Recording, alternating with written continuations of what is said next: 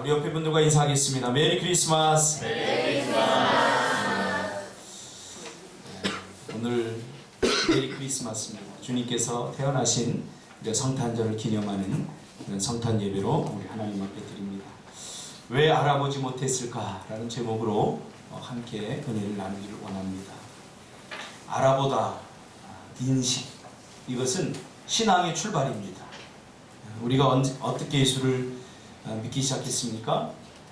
말로만 듣던 하나님, 눈에 보이지 않던 하나님을 우리가 영적으로 인식하는 순간 우리가 신앙생활이 시작이 되는 것입니다. 주님을 인식하지 못한 사람, 주님을 알아보지 못했던 사람들은 그냥 종교생활을 하는 것이, 그것은 진정한 의미에서 신앙생활은 아닙니다. 그런 의미에서 인식한다 하는 것은 신앙생활에서 굉장히 중요한 이야기입니다. 신앙의 출발점이 되기도 하고, 우리가 살아가면서 하나님께서 주신 은혜들을 깨닫는 것도 역시 인식의 문제입니다. 그래서 오늘 왜 알아보지 못했을까라는 제목으로 함께 은혜를 나누기를 원합니다.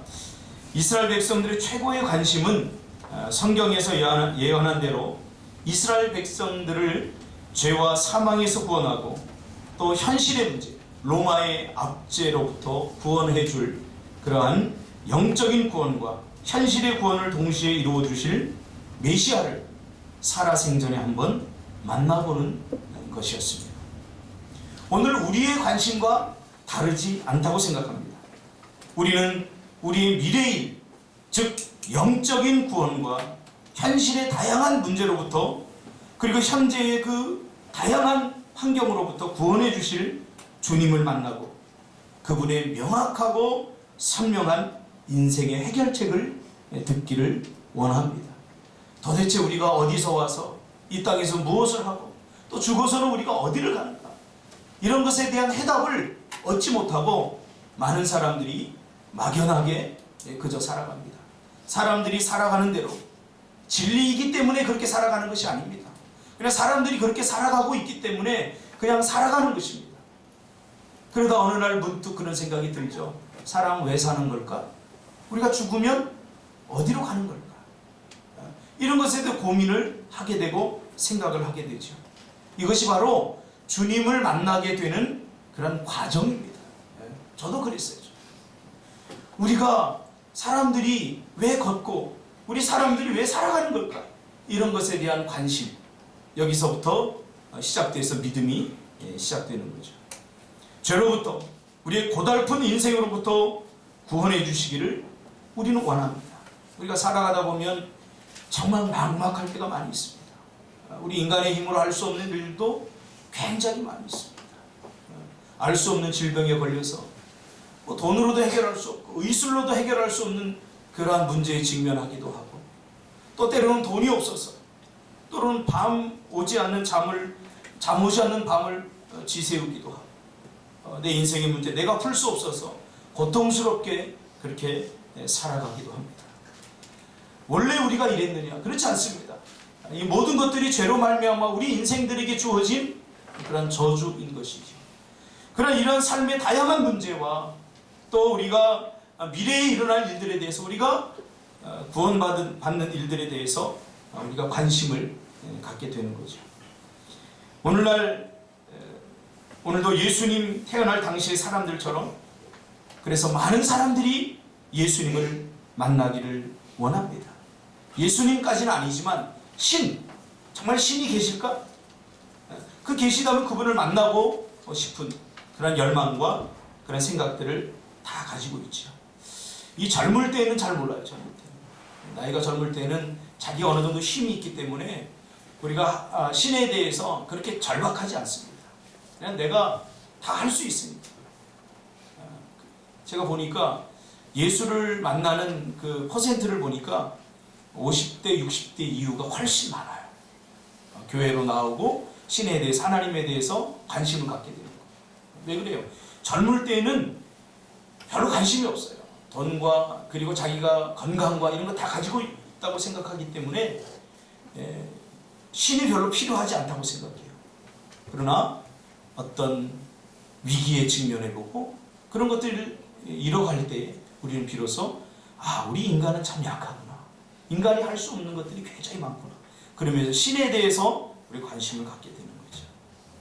많은 사람들이 하나님을 만나고 신을 만나는데 실패합니다. 지금 예수님이 태어날 이 시기에도 마찬가지였어요. 오늘 우리가 살아가는 시대와 다르지 않습니다. 이 시대에도 예수님이 오실 것이라고 성경에 예언하고 많은 사람들이 기다렸지만, 그러나 예수님을 만난 사람들은 그렇게 많지 않다는 거예요. 동방박사 세 사람과 소수의 양을 치던 목자들 외에는 주님을 만난 사람들이 없다고 하는 거죠. 왜 그러면 많은 사람들의 간절한 바람에도 불구하고 그 기다리던 예수님을 만나지 못했을까요? 아무도 기대하지 않았던 시간에 모두의 예상을 깨고 전혀 상상하지 않았던 장소에서 예수님이 탄생했기 때문이죠.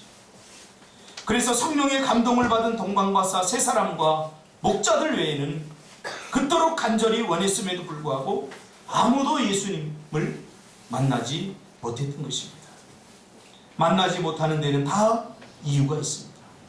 많은 사람들이 신을 인정하지 않고 살아계신 하나님을 인정하지 않고 하나님을 만나지 못하는 데는 다 이유가 있습니다. 그 이유 속에 또한 답이 있다고 생각합니다. 무엇인가 안 되면 안 되는 데는 다 이유가 있습니다. 근데 우리는 자꾸 그 이유를 부정하려고 합니다.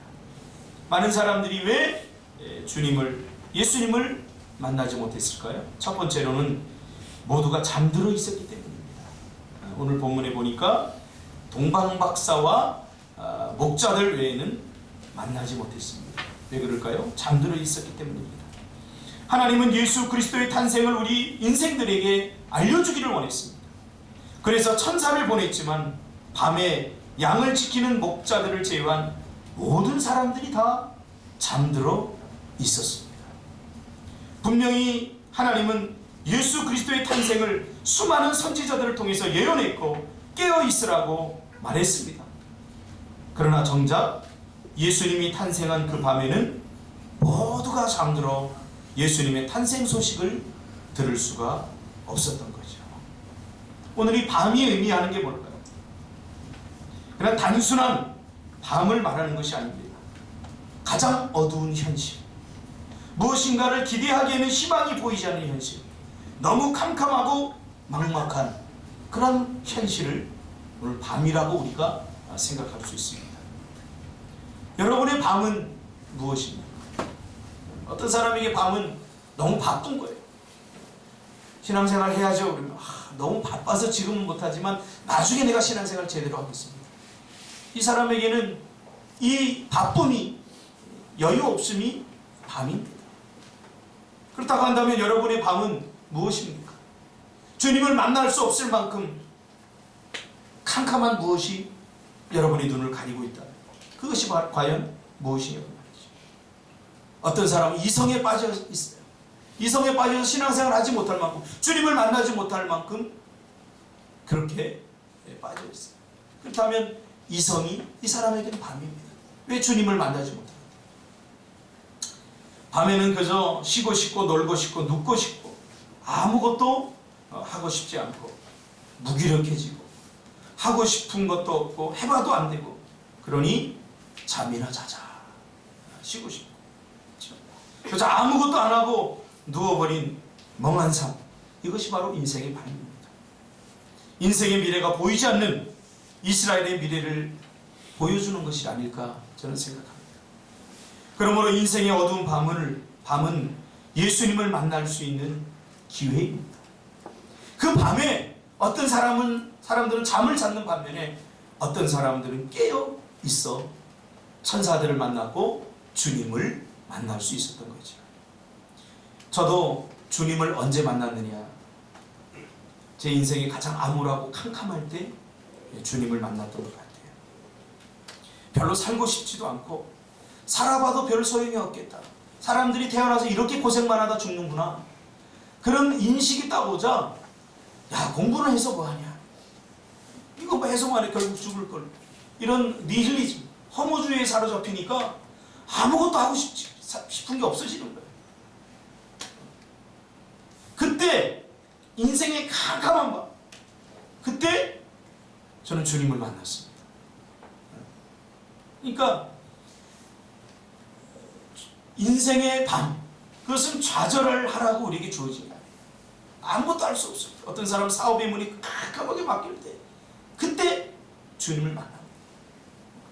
어떤 사람은 질병에 걸려서 내가 고칠 수 없는 그런 질병에 걸렸을 때 그 캄캄한 인생의 밤에 주님을 만납니다. 그러니까 밤에는 깨어있어요. 깨어있는 자만이 만날 수 있죠. 어두운 밤에 우리는 주님을 만날 수 있습니다.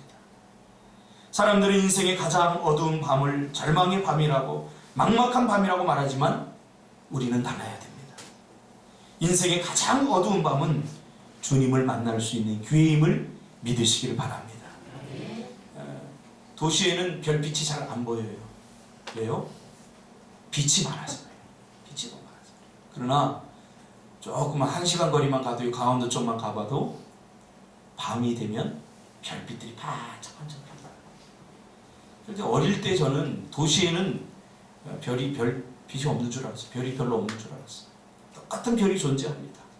이 별이 강원도에서도 보는 별과 똑같은 별입니다. 근데 왜 강원도에서 선명하게 잘 보일까요? 캄캄하기 때문에. 그러므로 주님을 만나려면 성령의 인도를 따라야 됩니다. 하나님의 은혜가 필요합니다. 인생의 가장 어두운 밤에 예수님을 보내셨듯이 하나님은 우리 인생의 가장 어두운 밤에 예수님을 보내셔서 우리를 만나게 하시고 우리의 문제를 해결해 주시기를 원하십니다. 동방의 별을 연구하던 박사들에게 예수님 탄생을 알리신 것은 결코 우연이 아닙니다. 동방 박사들은 별에 민감했죠. 매일 하는 일이 뭡니까? 별을 연구하는 거예요. 별의 움직임, 별의 크기, 별의 밝기. 그러니까 날마다 별에 집중해서 살아가는 거죠. 별만 보는 거예요. 평소 그들이 늘 하던 대로 변함없이 별을 보는 거죠. 별에 집중하는 거죠. 근데 어느 날 아주 밝고 환한 별이 출현했습니다. 지금까지 아무도 발견하지 못했던 그 별이 너무나도 찬란한 빛을 띠며 어느 날 출현한 거죠. 그래서 그들은 그 예언을 따라 별을 따라 온 것입니다. 여러분, 우리도 영적인 흐름에 민감해야 됩니다. 오늘날 그리스도인들이 너무 민감하지 못해요. 그래서 죄를 지어도 그것이 죄인 줄 모르고, 내가 지금 잘 살고 있는지 못 살고, 이거 잘 몰라요. 민감해야 돼요. 우리가 매일 보는 것이 민감하고 주님께 집중해야 돼요. 우리의 관심이 하나님이어야 되고 주님이어야 되는데, 우리의 관심이 너무 세속적인 것들로 가득 차 있으니까 산만해요. 우리의 삶이 너무 산만해요. 너무 바쁘게 살고 막 이렇게 열심히 사는데 얻어진 것이 별로 없어요. 왜? 집중하지 않기 때문에. 신앙생활도 마찬가지예요. 신앙생활. 우리가 엊그제 비즈니스 선교팀이 주 애니원 곽영진 사장을 만나서 비즈니스 팀 세미나를 가졌습니다. 제가 가서 들어보니까 연 매출이 한 5천억 정도 되더라고요. 괜찮은 기업입니다. 이분이 고등학교를 나오고 대학 갈 돈이 없어서, 형편이 안 돼서 이렇게 사업을 시작했습니다. 처음에는 금형, 작은 것, 그것을 최선을 다해서 열심히 집중해서 했어요. 그러니까 이분이 하는 말이 뭐냐면, 몰입하라. 뭔가 이루어내려면 가장 중요한 것이 뭡니까? 물어봤더니 몰입해야 된다. 이게 뭐예요? 집중해야 된다는 집중. 그래서 이 사람은 지금까지 태어나서 화 한 번 쳐본 적도 없고 다른 놀이 한 번도 해본 적이 없대요. 자신은 자기가 하는 일이 게임이라고 생각했대요. 그래서 거기에 몰입한 거예요. 거기에 집중한 거예요. 거기에 최선을 다한 거예요. 몰입하니까 무엇을 깨닫게 되냐면 원리를 알게 돼요. 그렇죠? 원리. 무슨 원리? 돈 버는 원리. 그래서 고등학교밖에 나오지 못했지만 삼성과, 지금 그분이 하는 사업이 소재 쪽입니다. 소재. 이 소재는요 굉장히 많이 배워야 돼요. 소재공학. 그래서 선진국에서는 하는 그런 사업들인데, 우리나라에서 별로 없어요. 이 소재 쪽 다루는 것들이. 그래서 외국에서 다 거의 다 수입을 했었는데 이분이 무슨 전문가입니까? 아닙니다. 배운 것도 없어요. 그런데 그 부분에 대해서 계속 몰입하니까 원리를 깨닫게 되더라고요. 원리. 무슨 원리? 돈 버는 원리. 그런 것들을 깨닫게 되더라고요. 정말 유익한 시간이었어요. 유익한 시간. 몰입하라는 거예요. 오늘 동방 박사들이 늘 하던 대로 몰입한 거죠. 별을 연구하고 별의 움직임, 별의 크기를 보는 거죠. 여러분 주님께 집중하시기를 바랍니다. 우리 너무 산만해요. 그러니까 이루지 못하는, 이것도 하고 싶고 저것도 하고 싶고 하고 싶은 건 많고 욕심은 많은데 이거 욕심 아니겠습니까? 욕심 많은데 내 능력이 안 되고 놀고도 싶고 공부도 하고 싶고 그럼 아무것도 안 되는 거예요. 아무것도 안 돼요. 오늘 동방 박사들은 별에 집중했어요. 오늘 우리의 신앙생활은 너무 산만합니다. 기도할 수 없을 만큼 바쁜 직장은 절대 좋은 직장이 아닙니다. 주님께 집중할 수 있어야 됩니다. 이것도 하고 싶고 저것도 하고 싶고 그러나 반드시 하지 않으면 안 될 것, 해야만 되는 일에 집중하면 다른 것들은 다 따라옵니다. 이것이 성경의 원리 아닙니까? 너희는 먼저 그의 나라와 그의 의를 구하라. 그리하면 이 모든 것을 너희에게 더하시리라. 할렐루야. 솔로몬도 마찬가지 아닙니까? 솔로몬도 이 원리를 알았던 사람이에요. 그래서 그에게 필요한 것들이 얼마나 많았겠습니까? 한 나라를 다스리려면 재정도 있어야 되고 또 군사력도 있어야 되고 얼마나 많은 것들이 필요하겠습니까?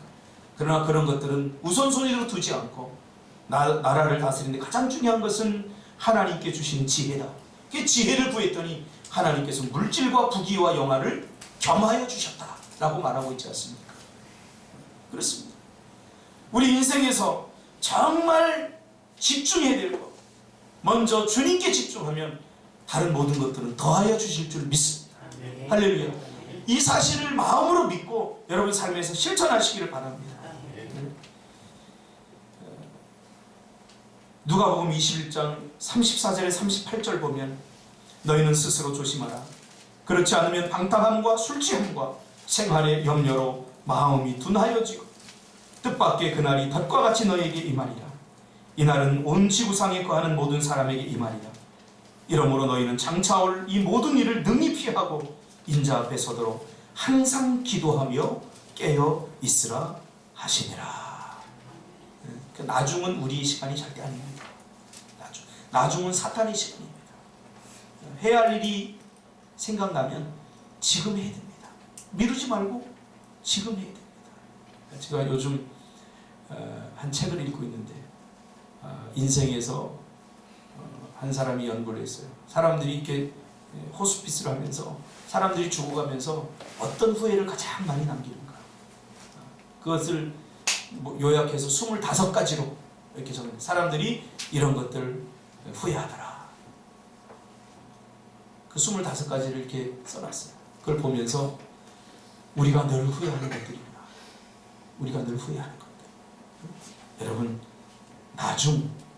나중에 내가 신앙생활 잘해야지, 나중에 헌신해야지, 나중에 해야지 하다가 10년이 지나고 20년이 지나고 30년이 지나고 기회를 다 놓쳐버립니다.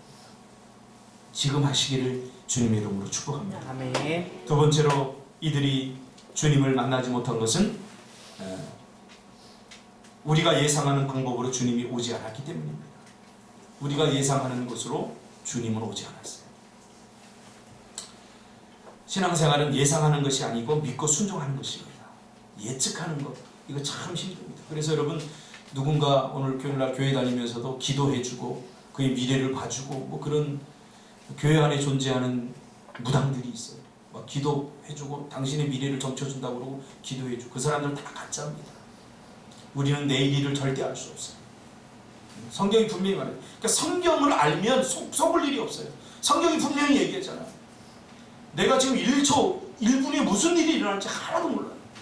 미래는 인간의 영역이 아니라 하나님의 영역이기 때문에 그래요. 그래서 우리는 예측하고 예상하는 것이 믿음이 아닙니다. 믿음이라고 하는 것은 그냥 주님이 그렇다고 하면 믿고 순종하는 것입니다. 할렐루야. 믿고 순종할 뿐이에요. 여러분 주위에서 그런 사람 절대 속지 마세요. 내가 기도해 보니까 너 조심하라. 여러분이 기도하세요. 여러분이 기도하면 하나님께서 다 깨닫게 해주시고 인식하게 해주십니다. 예수님은 아무도 생각하지 못했던 그러나 의외의 시간이 뜻밖의 모습으로 오셨죠. 사람들이 기대했던 것과는 정반대의 다른 모습으로 오셨죠. 그러니까 아무도 알아볼 수가 없었던 거예요.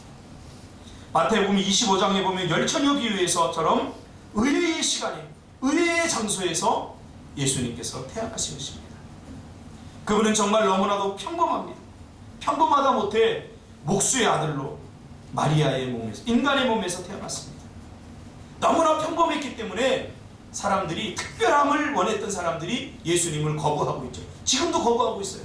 어떻게 신인 하나님이 누추한 인간의 몸을 입고 이 땅에 오시겠느냐, 그러면서 지금도 예수님을 거부하고 있어요. 우리도 마찬가지죠.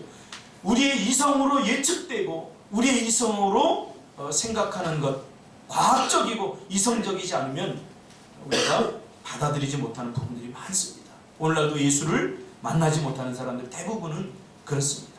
자꾸 예상하고 예측하려고 그러기 때문에. 유대 땅 베들레헴은 하나님의 아들이 태어나기에 적절한 장소가 아닌 거죠. 그래서 해산할 시간이 다 되었지만 오히려 사람들로부터 문전박대를 당하고 겨우겨우 마구간을 얻어서 그 낮고 천한 곳에서 태어나신 것입니다. 우리는 너무나 많이 예상하고 추측하다가 자기 함정에 빠져버립니다. 여러분, 먼저 순종을 배우시길 바랍니다. 순종을 배워요. 하나님의 말씀이 그렇다고 하면 그런 줄 알고, 오늘 동방 박사들이 성령의 인도함을 따라 별을 따라 갔던 것처럼, 그렇죠? 이성과 경험을 버리고 말씀을 붙들어야 됩니다. 이것을 극복하려면 여러분 겸손해야 됩니다. 겸손하고 낮아지시기를 바랍니다. 당시에 많은 사람들이 하나님의 아들 메시아, 그러니까 모두 높은 곳만 바라보고 있었죠. 가장 낮은 곳에는 관심이 별로 없었어요. 예수님은 낮아져야 볼 수 있어요. 낮아져야 만날 수 있습니다. 하나님의 축복도, 하나님의 은혜도 낮아져야 됩니다. 여러분, 낮아지시기를 바랍니다. 자꾸 높아지는 거 이거 위기예요. 낮아져요.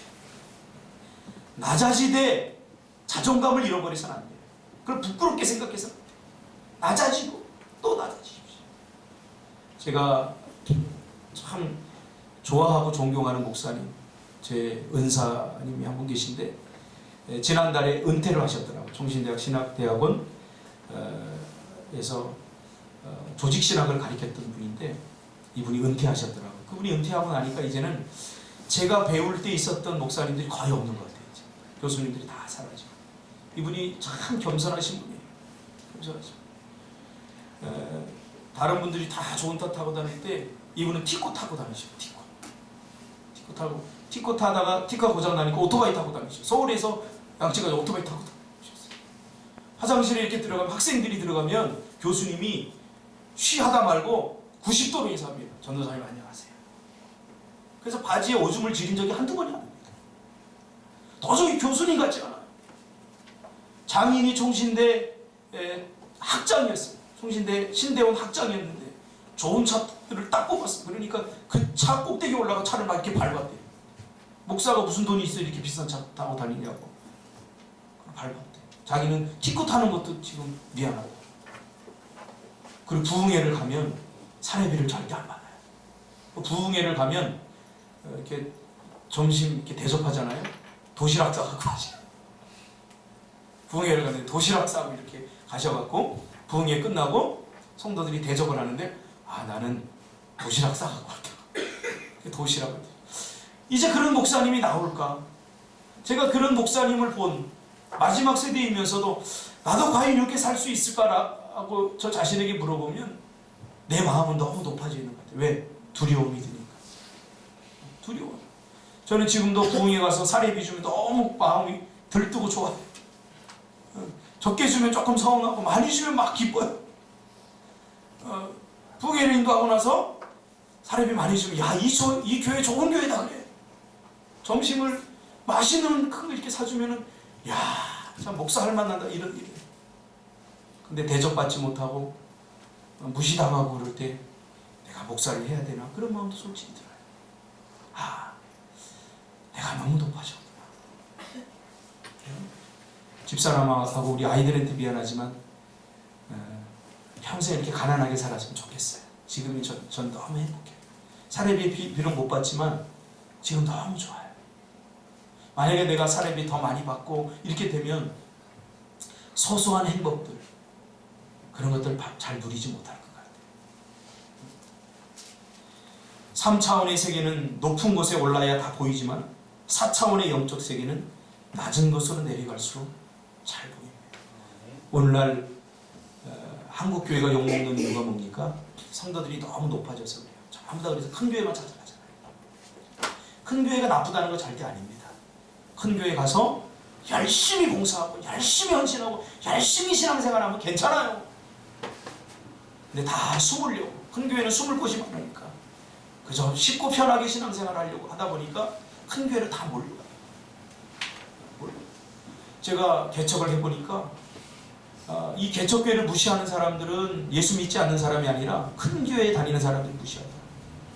저도 똑같은 목사인데 와가지고 권사님이 딱 이렇게 밑으로 보면서 이러고 가요. 불쌍하다는 거죠. 뭐 할 거 없어서 이런 작은 교회 한다 하는 거죠. 근데 너무 높아져 있어요. 여러분 낮아지시길 바랍니다. 왜냐하면 하나님의 은혜는 있잖아요. 낮은 것으로 흘러요. 낮은 것으로. 너무 높으면 안 보입니다. 우리의 신앙의 자세, 삶의 자세도 낮춰야 됩니다. 여러분 행복도 눈높이를 낮추시길 바랍니다. 불행한 사람들 보면 불가능한 꿈을 자꾸 꿔요. 그걸 가져야 꼭 행복할 것이라고 생각해요. 아닙니다. 아무것도 없어도 주님만 있으면 저는 행복하더라고요. 낮춰야 돼요. 사람에 대한 기대도 좀 낮춰야 돼요. 자기는 그렇게 살지 못하면서 저 사람은 내가 원하는 대로 살아줬으면 좋겠다. 그러니까 힘든 거예요. 낮추세요. 이 사람도 다 나 같아요. 내가 얼마나 실수 많이 합니까? 내가 얼마나 형편없는 사람입니까? 저 사람도 똑같다니까요. 그렇게 봐야 돼요. 행복도 이 눈높이를 자꾸 낮춰야 돼요. 근데 나는 그렇게 살지 못하면 저 사람은 그렇게 살았으면 좋겠다. 그리고 기대를 높이는 순간 불행이 시작이 되는 거예요. 여러분 이 목사도 똑같아요. 혹시 저에 대한 기대가 큰 사람이 있다면 빨리 기대를 낮추시길 바랍니다. 빨리 기대를 낮추세요. 저 그렇게 훌륭한 사람 아니고요. 그렇게 뭐 위대한 목사 아니에요. 빨리 낮추세요. 여러분 내 사랑, 여러분이 도와주지 않으면 저 목회 못합니다. 정말 형편없는 사람이에요. 저 차 타고 가다가 누가 끼어들면 이 새끼 그래요. 목사가. 저 그런 사람이에요. 혹시 나에 대해서 기대가 높은 사람 낮추시기를 바랍니다. 박준석 왜 아멘을? 나 부담스러워. 집에 가서도 마찬가지. 아내에 대해서 기대를 낮추세요. 남편에 대한 기대도 낮추세요. 꼭 제가 부부 상담을 해보면 꼭 싸우고 와서 부부 상담하는 사람들은 서로 기대를 높여요. 자기 수준만큼 잡아야 되는데 꼭 높이 잡아요. 자기는 그렇게 못하면서 자꾸 하니까 이게 힘든 거죠. 가정의 행복도도 마찬가지입니다. 서로 간에 부족함이 있다면 채워주고 예수님처럼. 그렇죠? 예수님은 낮추셨어요. 신인 하나님이 인간의 육신의 몸을 입을 만큼, 인간이 될 만큼, 신이 인간이 될 만큼 낮추셨어요. 인카네이션. 낮추셨다는 거예요. 우리 눈높이 교육 그런 거 있잖아요. 애들 눈높이에 맞춰서. 저 아이들의 교육하려면 저 아이들의 눈높이를 내려가야 돼요. 인간의 눈높이를, 어른의 눈높이를 저 아이들에게 자꾸 설명해봐야 쟤네들은 아무것도 못 알아듣습니다. 못 알아듣으니까 어떻게 해요? 화가 나죠. 화가 나니까 소리 지르죠. 그래 교육이 안 되는 거예요. 여러분 낮추시기를 주님의 이름으로 축복합니다. 낮추지 못하면 인생이 피곤하고 힘들어집니다. 자기의 인생에 대한 기대도 좀 낮추세요. 낮추세요. 자꾸 옆 사람 뭐 잘 되는 사람 보고 열등감 갖고 나는 인생을 헛살았어. 그러지 마세요. 뭐가 성공이고 뭐가 실패입니까? 우리가 지금까지 예수 믿으면서 여기까지 왔다면 저는 성공이라고 생각합니다. 할렐루야. 너무 높아요. 우리 젊은이들이 요즘 취업이 잘 안 된다고 하는데 그렇지 않습니다. 눈높이가 너무 높아요. 제가 참 우리 청년 사역을 하지만 내가 4년제 대학 나와서 내가 이런 데 들어가서 내가 한 달 150만 원 받고 내가 살려면 내가 대학을 왜 나왔어요? 그런 소리도 저 들어봤어요. 이 안에서요 막 그냥 야 얘야 너보다 더 좋은 대학 너보다 더 괜찮은 대학 나온 애들도 그보다 더 못한 배경에서 직장생활 하는데 그렇게 좋은 대학도 아닌데 막 이렇게 살면요 평생 불행해집니다. 이룰 수 없는 하나님이 지금 주신 자신의 현재 삶에 여러분 감사하시길 바랍니다. 주시지 않은 것들은 기대하면서 살고 기도하면서 살면 돼요. 그럼 하나님께 다 주셔요. 그래서 현재를 감사하고 기대하면서 살아야 돼요. 하나님의 방법은 항상 우리의 예상을 깹니다. 우리가 교만하면 높은 곳에 두면 그 예상은 여지없이 다 깨져버려요. 세 번째로 왜 주님을 알아보지 못했을까? 사람들은 겉모양에 관심이 있었기 때문에 겉모양만 보았기 때문이죠. 사람들은 겉모양에 잘 속아 넘어가고 겉모양에 쉽게 현혹이 됩니다. 제 친구 목사가 재미난 이야기를 하더라고요. 결혼을 하고 나서 신혼여행을 가서 딱 깼는데 자기 집사람이 없어졌더라고요. 그리고 어떤 못생긴 여자가 옆에서 딱 잠을 자더라고요. 딱 봤더니 전부 다 화장술, 분신술 그래가지고 눈썹도 없더라는 거예요. 눈썹도 이렇게 그려놓고 눈썹 다 밀어가지고 화장으로 다 하는 거죠. 겉모양도 중요합니다. 그러나 우리 그리스도인들은 내면을 꾸며야 됩니다. 우리 인격, 하나님의 닮은 성품, 우리가 하나님 닮았다, 이미지 오브 갓, 하나님의 형상을 따라 지음을 받았다 할 때 우리의 이미지는 뭐냐? 우리의 겉모습이 아니라 우리의 인격과 우리의 성품입니다. 육에 속한 사람은 사람을 외모로 취합니다. 그래서 학벌과 지위, 지식, 물질, 삶의 수준 이런 것들을 봅니다. 그러면 안 됩니다. 내 내면을 갖고 있어야 됩니다. 내 내면을 갖고 있어야 됩니다. 우리 인격을 갖고 있어야 됩니다. 예수님처럼 누가 만나도 편안한 사람이 불편한 사람이 되어서 제가 좀 굉장히 까다로웠거든요. 제가 굉장히 까다로우니까 사람들이 주위에 별로 잘 안 오더라고요. 여러분 까다로운 사람 되지 마시고 부드러운 사람 되시기 바랍니다. 내 내면이 예수님 닮아요.